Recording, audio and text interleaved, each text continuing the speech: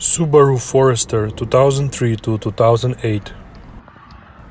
To remove the door window switch, you need to remove one Phillips screw in the armrest, then pry the arms from the top and middle using a screwdriver. Once you pull it out, disconnect the two connectors from the back side. After that, remove the three small screws around the window switch on the back of the armrest and then remove the switch.